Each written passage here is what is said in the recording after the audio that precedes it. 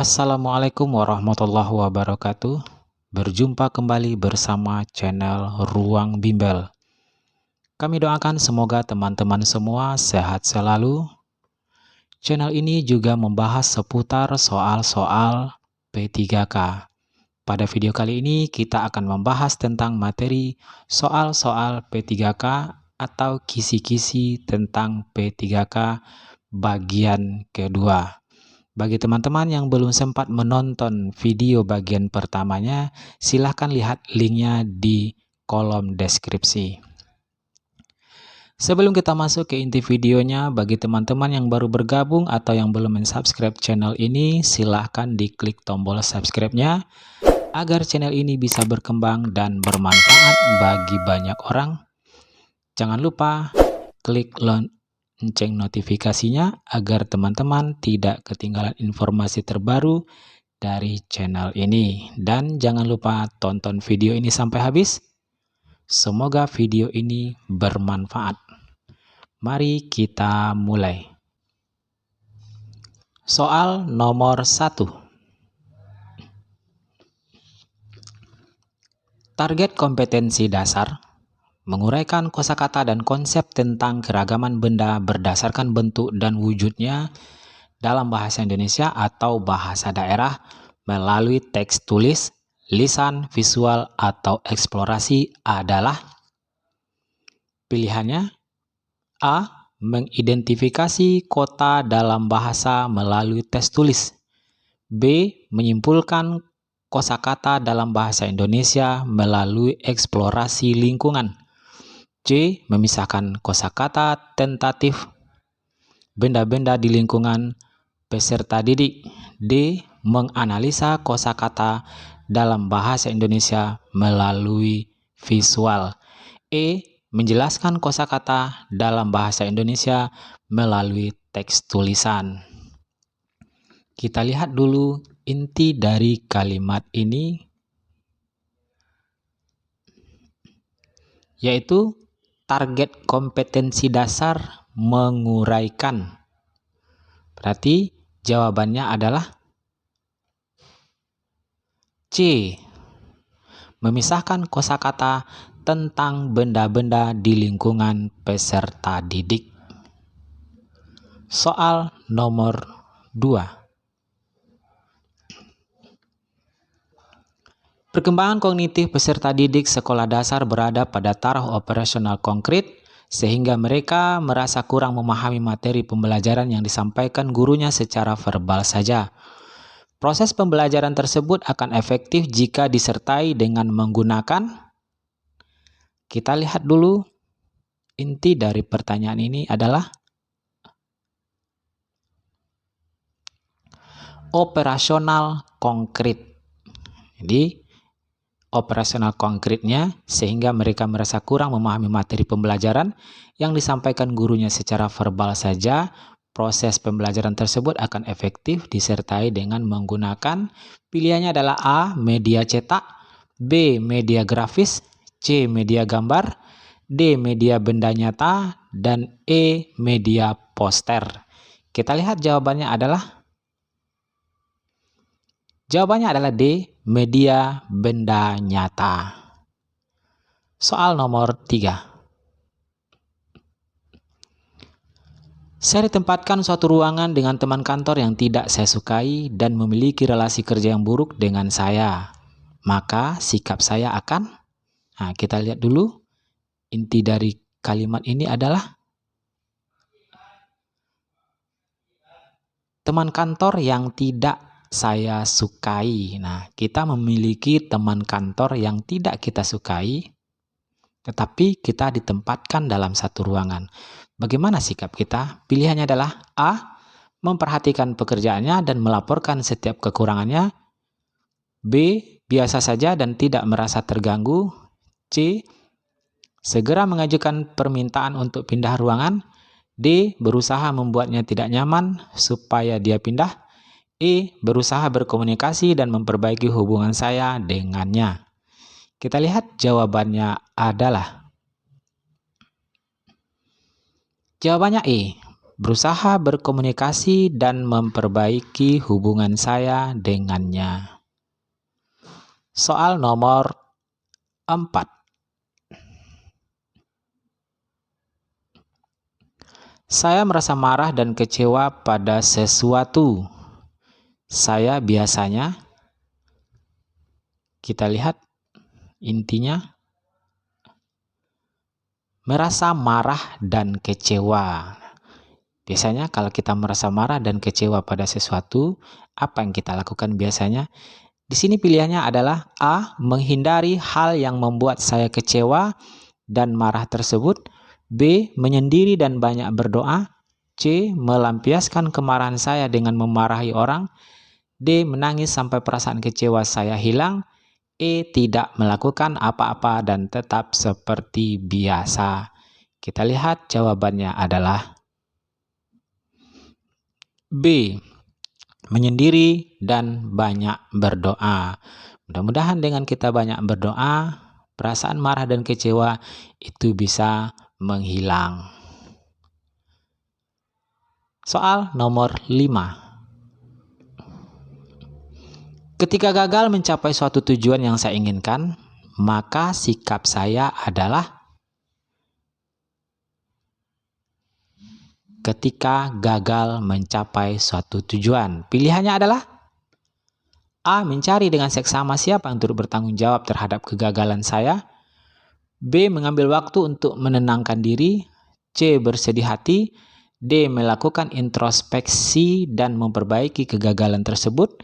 E. Meminta bantuan kepada lebih banyak orang. Kita lihat jawabannya adalah D. Melakukan introspeksi dan memperbaiki kegagalan tersebut. Jadi ketika kita gagal mencapai suatu tujuan, kita tidak boleh patah semangat, tetapi melakukan introspeksi dan memperbaiki kegagalan tersebut.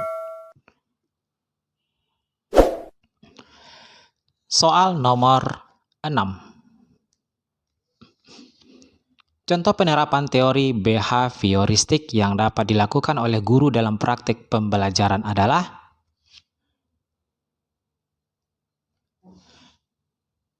penerapan teori behavioristik. Kita lihat pilihannya A. Membimbing peserta didik dalam memperoleh pengetahuan baru agar dapat menambah kemampuan peserta didik. B. Memberikan stimulus kepada peserta didik berupa penataan lingkungan belajar. C. Memahami tahap perkembangan peserta didik dan menggunakan metode pembelajaran sesuai dengan tahap tersebut. D. Memberikan penjelasan tentang pengetahuan baru, berbagai metode dan strategi belajar yang menarik. E. Memberikan kegiatan yang merangsang keingintahuan peserta didik dan membantu mereka mengekspresikan gagasannya. Jadi, penerapan teori behavioristik adalah, kita lihat jawabannya. Jawabannya adalah B. Memberikan stimulus kepada peserta didik berupa penataan lingkungan belajar. Kita lanjut soal nomor 7. Penilaian dalam dimensi belajar yang dikembangkan dalam membantu peserta didik mengembangkan perasaan yang diterima baik oleh guru maupun teman sebayanya, percaya diri, dan sikap menerima orang lain di kelas adalah, inti kalimatnya, dimensi belajar yang dikembangkan, yaitu pilihannya adalah A. Sikap dan persepsi. B. Memperoleh dan mengintegrasikan pengetahuan. C. Menggunakan pengetahuan secara bermakna. D. Perilaku berpikir. E. Memperluas dan menyaring pengetahuan. Kita lihat jawabannya adalah, jawabannya adalah A. Sikap dan persepsi. Lanjut soal nomor 8.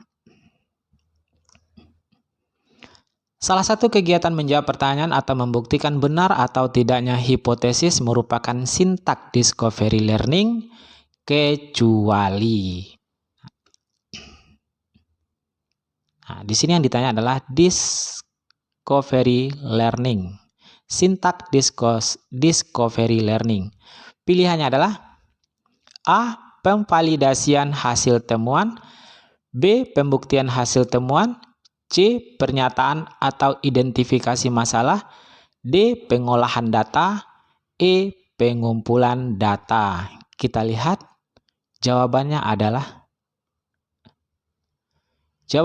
pemvalidasian hasil temuan. Jadi yang tidak ada di sintak discovery learning adalah pemvalidasian hasil temuan, validating. Nah, ini dia sintak discovery learning. Yang ada di dalamnya adalah 1. Pemberian rangsangan, 2. Pernyataan identifikasi masalah, 3. Pengumpulan data, 4. Pengolahan data, 5. Pembuktian, 6. Menarik kesimpulan. Jadi yang tidak ada di sana adalah pemvalidasian hasil temuan. Lanjut soal nomor 9.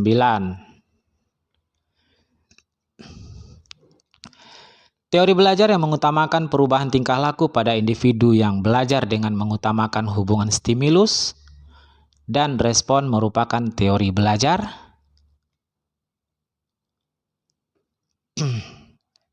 Stimulus dan respon merupakan teori belajar. Pilihannya adalah A. Konstruktivistik, B. Kognitivistik, C. Behavioristik, D. Rekonstruktivistik, E. Humanistik. Kita lihat jawabannya adalah behavioristik. Di sini ada penjelasannya.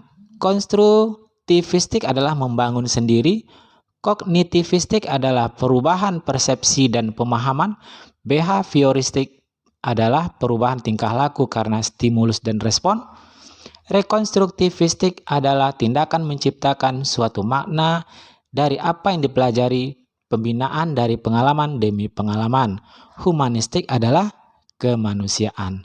Jadi isinya adalah C. Behavioristik. Soal nomor 10. Pada abad ke-21, kompetensi creativity thinking innovation sangat penting karena peserta didik dapat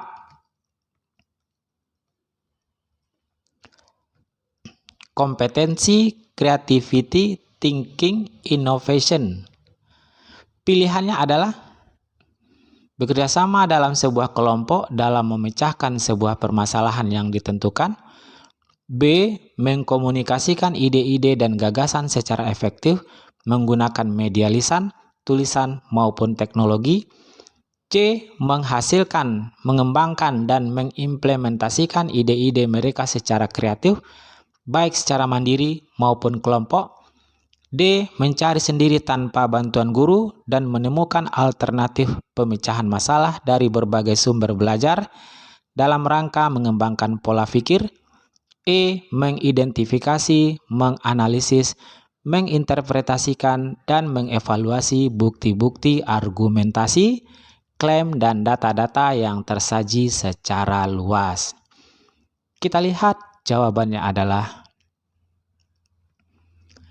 C. Menghasilkan, mengembangkan, dan mengimplementasikan ide-ide mereka secara kreatif, baik secara mandiri maupun kelompok.